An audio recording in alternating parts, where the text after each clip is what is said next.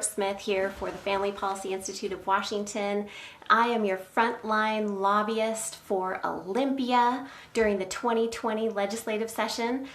If you were with me for that last video, I deleted it from our page. I apologize. I didn't know it was recording at a certain time, but I know now. I wanted to give you guys a quick update of what happened during this last week, February 3rd through the 7th, and what to look forward to for February 10th through the 14th in Olympia. Okay, the top bills that we are following. There's a long list of other bills, and I will tell you where to go in just a minute. But the top bills that we are following are comprehensive sex education. There's 2 bills that we're watching, and the others are school-based health centers. Okay, so the first one, which is I think most disturbing for all of us in Washington State, especially those of us who are parents and have kids in the public school district. But I do want to make you aware that even if you're not in the public school district, if you're in a school, a charter school, or maybe a homeschool co-op, any school that uses public funds, comprehensive sex education can still affect you. Keep that in mind. So 2 bills that we're following. House Bill 2184. That is making its way through the House. It has a fiscal note attached to it. So it did not have to complete its committee process by the 7th. It has until the 11th, this coming Tuesday, to finish up that process. So it is not scheduled for a hearing in the House Appropriations Committee yet, but it has Monday or Tuesday. And our legislators are going to be putting in some very long hours, so they are going to be able to get through a lot of bills. We have to keep our eyes open for this one, okay? And the other one, Senate Bill 5395, it has made its way through the Senate, and it is already waiting in the House Education Committee for a hearing. No hearing has been assigned yet for the House Education Committee, but we are watching it. I want to remind you, last year, we all did a great job of raising awareness, raising the alarm, and putting the pressure on our legislators in Olympia to not pass 5395. It was the bill we were following last year. We don't want them to pass comprehensive sex education. Well, we did it last year, so let's do it again. By the way, I was able to speak with one of our fabulous champion legislators, Representative Jim Walsh from the 19th District. He told me that all the emails, all the phone calls that have been coming in up to this point to all of the legislators, whether they're for or against comprehensive sex education, they are making a difference. These bills could have moved through, either one of these bills could have moved through the process much faster, but they've been slow, okay? And I think that unfortunately it's very much a partisan issue. It shouldn't be, but the Democrats want it, the Republicans don't. So we are seeing the Democrats push this with all gusto forward. So if you have a Democrat as a senator or a representative, either one of your representatives, please call them, and importantly, show them some of the curriculum if you have it. One of our partner organizations, Informed Parents of Washington, has great photos of the actual curriculum from the 3 R's, rights, respect, responsibility. I believe that's what it is. Oh, some of this stuff is just reprehensible, but they need to see it. A lot of people don't believe that comprehensive sex education is as bad as it is. So we need to open their eyes. All right, so the other bills that we are watching, the school-based health centers.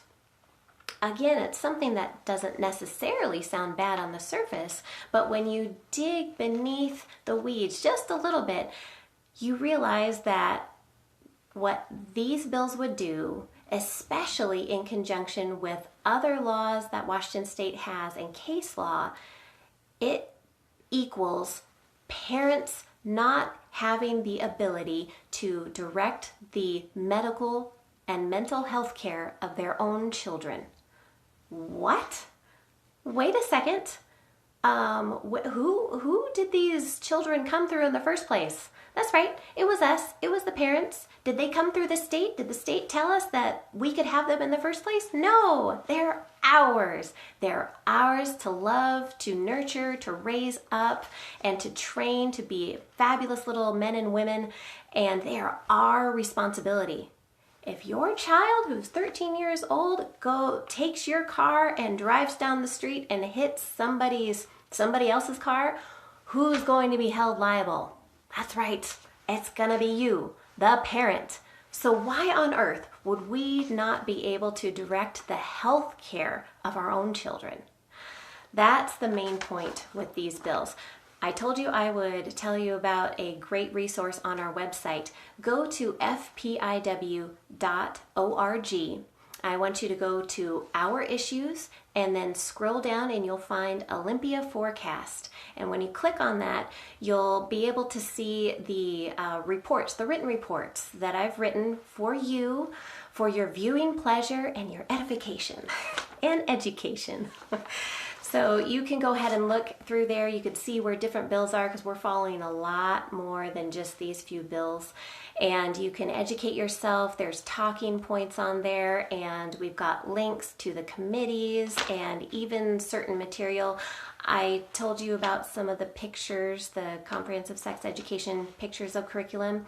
I have attached some examples of that on the written report, okay?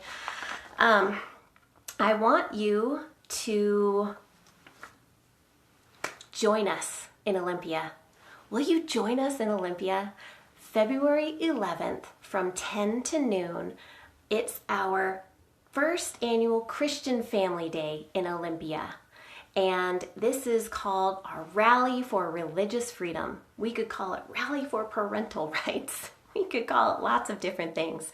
But it is on the 11th. And by the way, that's going to be the last day for any bills that have a fiscal note. So if there are certain bills that have a hearing on that day, go to our Facebook page and look to see which bills have a hearing, because if you come on the 11th, which I hope you do, if you come on the 11th, you could actually show up in one of those committee hearings because numbers matter. For whatever reason they do. I want to remind you of this story that happened last session. There was a bill, and this bill would greatly affect the livelihood of hairdressers, hairstylists, barbers, anyone in that profession. And over 3,000 of them showed up the day that this bill received a public hearing. And you know what happened to that bill? It died. It died. Okay? So you can't tell me that numbers don't matter. There are more than 3,000 Christians in Washington State. Come on, guys. I know it's Olympia. I know there's traffic. And I know it means that you would have to take time off of work or take the kids out of school. Seriously, bring them down for this. This is Christian Family Day. What a great education for your children. You know how many people have actually never even been to the Capitol? At least your children would be able to say, yes, I have been to the Capitol. Actually, I participated in a rally. Actually, I got to speak with my legislator today. Ooh, that would be so great. And when you come down, because I'm expecting you to come down on the 11th, make an appointment with your legislator. And if the legislative assistant tells you, oh, I'm sorry, they don't have any time, why don't you come and talk to the legislative assistant? They will be there. They need to receive you. And who knows, you might get to see your representative or your senator just as they're walking to or from a committee hearing or even to the floor for a vote. Okay, so we've got bills that we need to keep watching. After the 11th, guess what happens? floor action. That's right. They are going to be voting on these bills, so either in the House or the Senate. So we really need to make sure that your senators, your House representatives, they know where you stand on this. And the more of us who call in and email in and tell them this is the way they need to vote, that's what they're going to hear. Okay? The squeaky wheel gets the grease. That is very true when it comes to politics. Anyways, thank you guys. Thanks for this update, and I will be bringing this to you on a weekly basis, maybe sooner, but I do want to leave you with this. This has become a very important scripture for me in particular. So I'm reading from Ezekiel chapter 33, verse 6. But if the watchman sees the sword coming and does not blow the trumpet, and the people are not warned, and a sword comes and takes a person from them, he is taken away in his iniquity. But his blood I will require from the watchman's hand. Like I said, this has become a very important verse for me because I am a watchman. We're actually all called to be watchmen, but I am a watchman, and I have just blown the trumpet. I have blown the trumpet. Now what are you going to do? I hope you show up. We need to have you there. God bless you guys, and I'll be talking to you soon.